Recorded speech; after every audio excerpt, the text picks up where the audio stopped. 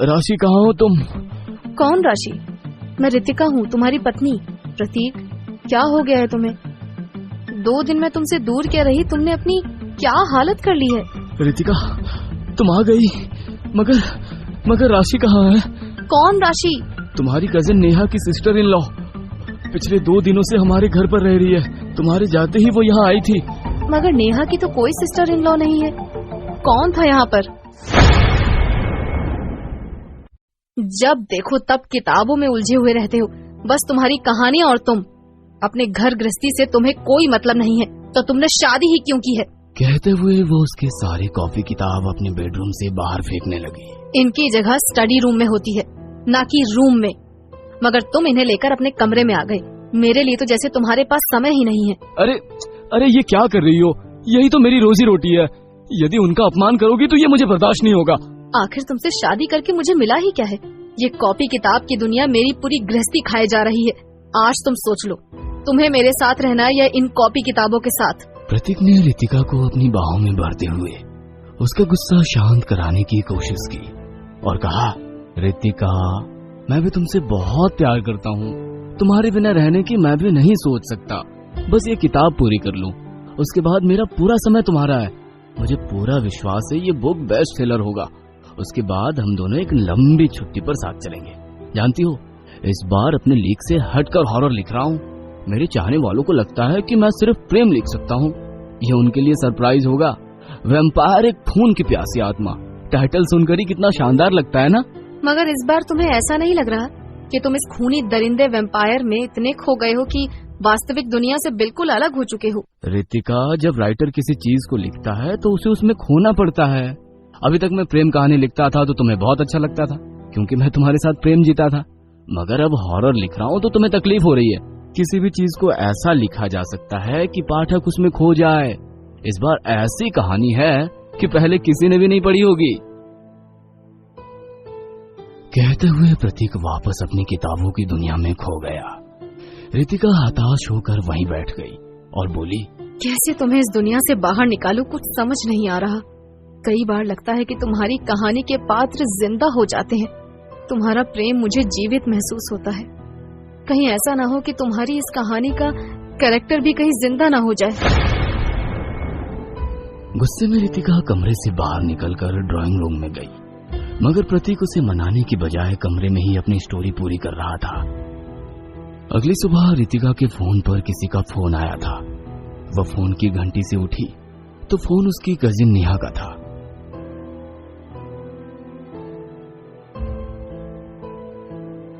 रितिका ने फोन उठाया और बात करने लगी। प्रतीक ने आंखें खोलकर देखा तो रितिका अपनी कजिन नेहा से बातें कर रही थी। फोन स्पीकर पर था। उससे बातें करते हुए उदास रितिका की आंखों में चमक आ गई। दोनों बचपन से एक साथ ही रहती थी। बहुत देर तक बचपन की बातें करने के बाद नेहा ने कहा, मेरी सिस्टर इन लॉ को एग्जाम देने शहर आना था।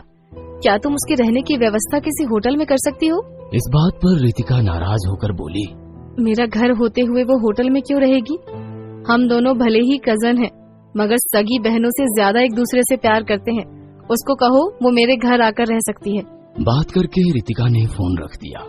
वह कमरे में गई तो प्रतीक अभी भी कहानी के ख्यालों में खोया हुआ था। उसे इस तरह देखकर वो नाराज हो गई, मगर दूसरे ही पल उसके होठों पर मुस्कान आ गई। प्रतीक, एक किताब के लिए कितनी मेहनत करते हो तुम। रितिका की आवाज सुनकर वो अपने ख्यालों से बाहर आया। बहुत दिनों के बाद रितिका के चेहरे पर मुस्कुराहट देखकर प्रतीक को भी खुशी हो रही थी। वो उसके चेहरे की मुस्कुराहट ही देखे जा रहा था। वो उसकी ओर देखकर ऐसे मुस्कुराया मानो बहुत दिनों के बाद उससे मिल रहा हो। उसने उठकर उसे गले लगा लिया। रितिका प्रतीक के इस अचानक बदलाव से बहुत खुश थी। वो भी उसे बदले में एक किस देते हुए बोली, क्या बात है, बहुत दिनों के बाद आज तुम बहुत खुश लग रहे हो। मेरी कहानी लगभग पूरी हो चुकी है, बस इसका अंत बाकी है। समझ नहीं आ रहा इसका अंत कैसे होगा, तुम मेरी कुछ मदद करो ना। कहते हुए वो उसे चेयर पर बैठा देता है और अपनी कहानी सुनाने के लिए किताब खोलता है तो वो गुस्से में बोली, अभी भी आपको इस किताब के बारे में ही बात करनी है? मुझे कोई बात नहीं करनी है। कहकर गुस्से में उठ गई। कुछ देर के बाद एक बैग लेकर उसके सामने आई। उसे इस तरह तैयार देख वो बोला, ये बैग लेकर कहाँ जा रही हो? तुम अपनी किताबों की दुनिया में इस तरह खोए हुए हो, तुम्हें अपने आसपास का भी होश नहीं है। अभी कुछ देर पहले नेहा का फोन आया था, नानी की तबीयत ठीक नहीं है, मैं उनसे मिलने जा रही हूँ।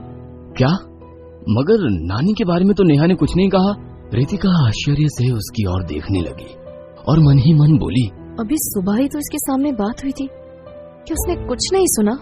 कितना बेखबर हो गया है प्रतीक। उसने गहरी सांस ली और कहा, मैं जा रही हूँ, कल सुबह वापस आऊंगी। ऐसा कहकर रितिका चली जाती है।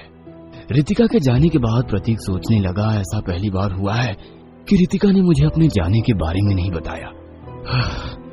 खैर कोई बात नहीं, अब ये नहीं रहेगी तो मैं आसानी से अपने नॉवेल को पूरा कर सकता हूँ, कोई रोकने टोकने वाला नहीं रहेगा।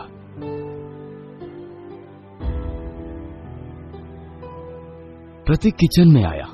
उसने फ्रीज खोला तो उसमें एक टाइम का खाना बना हुआ रखा था। खाना गर्म करके उसने खा लिया।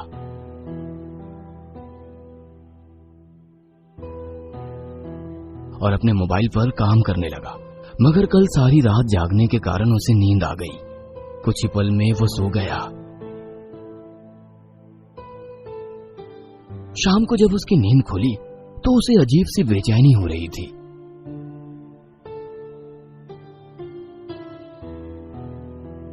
उसने खुद के लिए चाय बनाकर पी, मगर खाना बनाने का बिल्कुल भी मूड नहीं हो रहा था। वह तुरंत पास के ही एक रेस्टोरेंट में चला गया। वहां से वो खाना खाकर लौटा तो उसके घर के बाहर कोई बैठा था। उस आकृति को देखकर लगा शायद रितिका लौट आई है। वो खुश होकर वहां पहुंचा तो कोई और लड़की बैठी हुई थी। कौन है आप? किससे मिलना है आपको? हेलो, आप प्रतीक है ना, रितिका जी के हस्बैंड? हाँ, मगर आप कौन है? मैंने आपको पहचाना नहीं। मैं राशि, रितिका जी की कजन नेहा की सिस्टर इन लॉ राशि। एग्जाम देने के लिए यहाँ आई हूँ। हाँ, सुबह उसका फोन आया था, मगर रितिका तो यहाँ नहीं है। अचानक उसे अपनी नानी के यहाँ जाना पड़ा। यदि आप चाहे तो यहाँ रह सकती है, मुझे कोई परेशानी नहीं है। यदि आपको कोई परेशानी नहीं है तो मुझे भी कोई परेशानी नहीं है। आज की रात में रुक जाती हूँ, सुबह अपने लिए कोई जगह ढूंढ लूंगी। अरे उसकी कोई आवश्यकता नहीं है, आप इस घर में रह सकती है। वैसे भी मेरा पूरा समय तो किताबों के साथ ही निकल जाता है। किताबों के साथ निकल जाता है मतलब? आप कॉलेज में प्रोफेसर हैं क्या? कॉलेज में प्रोफेसर नहीं, एक प्रोफेशनल राइटर हूँ।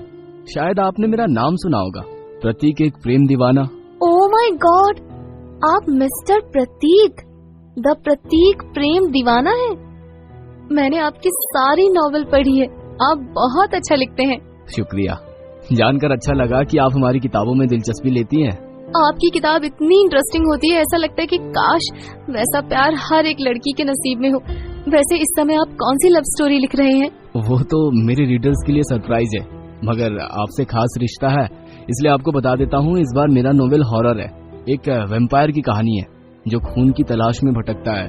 Sounds interesting. श्रृंगार रस के राइटर की कलम से भय रस को पढ़ना। बट आप राइटर से एक शिकायत है। कैसी शिकायत? इस पुरुषवादी समाज में आप भूत प्रेत में भी पुरुषवादिता दिखा देते हैं। जब एक ताकतवर वैम्पायर की बात होती है तो आप लोगों के दिमाग में एक पुरुष की छवि उभरती है, और जब कमजोर आत्मा की बात होती है तो आप लोग महिलाओं की आत्मा को चुनते हैं। मगर ये तो गलत है। आप गलत सोच रही हैं राशि जी।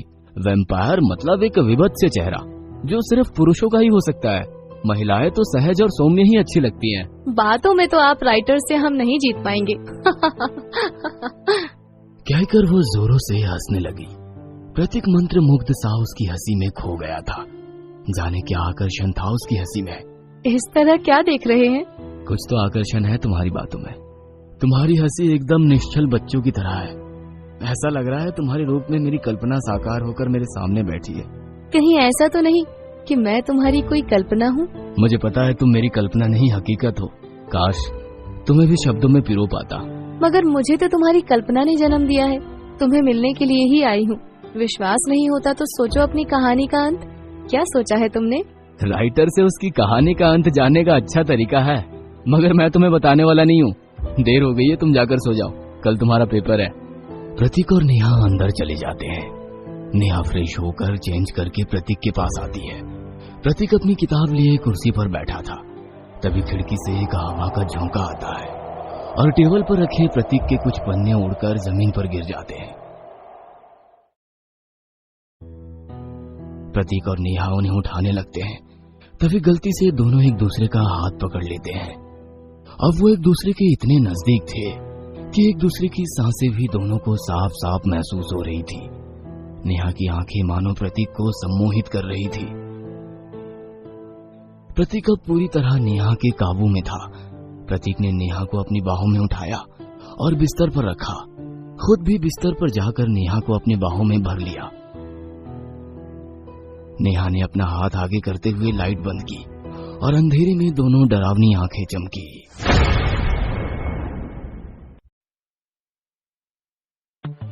अगली सुबह जब रितिका घर लौटी तो घर में अंधेरा था। उसे वहां कुछ अच्छा नहीं लगा। उसका जी घबराने लगा और वो भागते हुए प्रतीक के पास पहुंची। प्रतीक बेहोशी की हालत में बोल रहा था, राशि, राशि कहाँ हो तुम? कौन राशि? मैं रितिका हूँ, तुम्हारी पत्नी। प्रतीक, क्या हो गया है तुम्हें? 2 दिन मैं तुमसे दूर क्या रही, तुमने अपनी क्या हालत कर ली है? रितिका, तुम आ गई, मगर राशि कहाँ है? कौन राशि? तुम्हारी कजिन नेहा की सिस्टर इन लॉ। पिछले 2 दिनों से हमारे घर पर रह रही है। तुम्हारे जाते ही वो यहाँ आई थी। मगर नेहा की तो कोई सिस्टर इन लॉ नहीं है। कौन था यहाँ पर? मेरी इमेजिनेशन सच में मेरे सामने थी। ये तुम क्या कह रहे हो? वैम्पायर एक लड़की का रूप लेकर लेखक के पास आता है और लेखक उसे अपना रिलेटिव समझकर घर में रहने के लिए पनाह देता है। मगर प्रणय के बाद सुबह लेखक की मौत हो जाती है। मेरी इमेजिनेशन सच में मेरे सामने थी। कहते हुए उसने अपने प्राण त्याग दिए। रितिका ने देखा तो उसके गले पर 2 दांतों के निशान थे और उसका पूरा शरीर नीला पड़ गया था, जैसे उसके शरीर में से किसी ने खून चूस लिया हो।